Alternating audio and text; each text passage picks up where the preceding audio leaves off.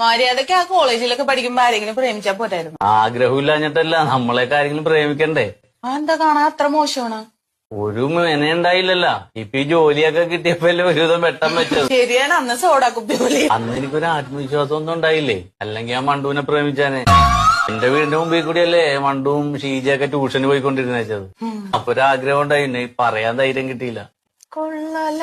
അന്നത് പറഞ്ഞെങ്കിൽ ഇപ്പൊ ഇവിടെ വരണ്ടായിരുന്നു. ഗ്യാസിന്റെ ഗുളിക വീട്ടിലിരുന്ന് എഴുതി തന്നാ പോരായിരുന്നു. ചെല്ലു ചെല്ലു, എന്നാ നീ മരുന്ന് മേടിച്ച് കഴിക്കട്ടാ. അപ്പൊ ഇത് ഈ മുകളിൽ എഴുതിയാണ് വെറും വയറ്റിലെ കഴിക്കണോ അല്ലേ?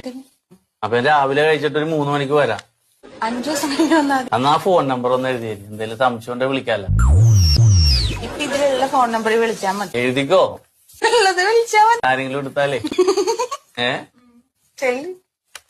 അല്ല, വേറെ ആരെങ്കിലും വരുന്നവരെ നമുക്ക് സംസാരിച്ചിരിക്കാം. വേറെ പേഷ്യൻസ് ഒന്നും ഇല്ല പുറത്ത്. സത്യത്തിൽ എന്താ പ്രശ്നം?